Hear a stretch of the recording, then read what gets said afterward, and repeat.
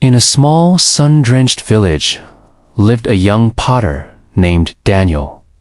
Full of ambition, Daniel worked with a feverish energy, his hands flying across the potter's wheel. He dreamed of filling his father's workshop with countless creations, but his haste betrayed him. For every pot he finished, another would crack in the kiln, its form collapsing under the heat. Frustration gnawed at him. His father, a master potter whose hands moved with the slow, steady rhythm of the seasons, would often watch him. "Daniel," he'd say gently, "clay only listens to time. Every craft has its own rhythm, and you cannot rush it." But Daniel was young and impatient. A grand festival was approaching, with a competition that promised fame and fortune. He saw it as his chance to prove himself. For weeks, he worked day and night, his workshop a whirlwind of clay and water. He threw pot after pot, his focus on quantity, not quality. On the day of the competition, he proudly displayed dozens of his works. But under the judge's careful eye, the flaws became glaringly obvious. Tiny cracks, uneven glazes, and fragile walls. He left the festival empty-handed, his pride as shattered as his weakest pots. Dejected, he returned to his father's workshop. There, on a simple wooden shelf, sat 3 of his father's latest creations. They were perfect. The shapes were elegant, the glazes deep and lustrous. In them, Daniel didn't just see skill. He saw love. He saw a lifetime of dedication poured into the clay. He finally understood that his father didn't work for rewards, but for the sheer joy of creation. That evening, Daniel sat at his wheel, not with haste, but with reverence.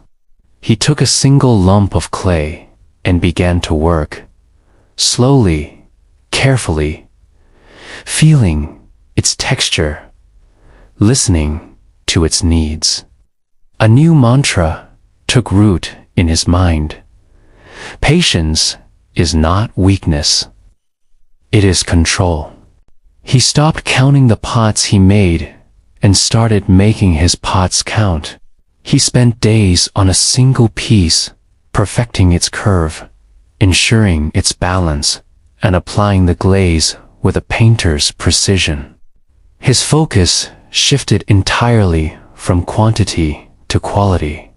The next year, at the same festival, Daniel returned. This time, he didn't bring dozens of pots. He brought only 5. But these 5 were masterpieces. They stood out amidst the sea of ordinary pottery, each one a testament to his newfound philosophy. Crowds gathered, not just to look, but to admire.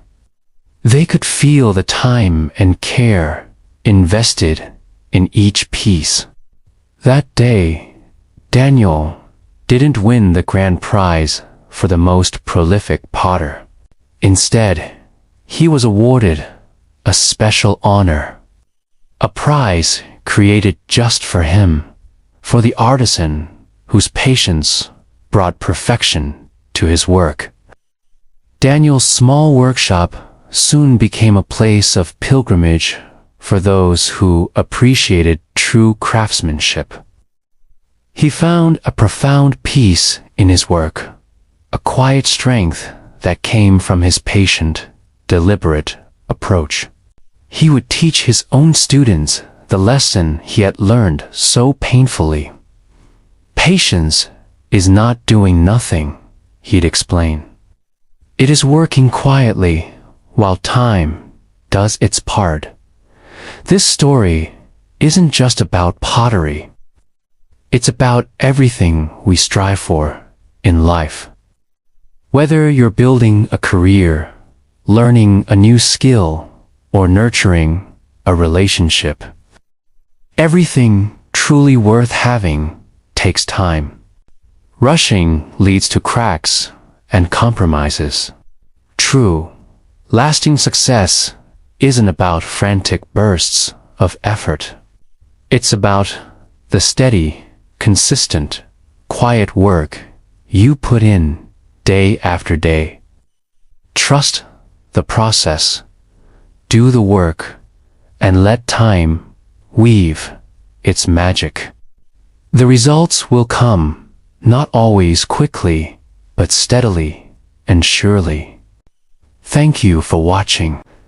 If this story resonated with you, please like, subscribe, and share it with someone who might need to hear it.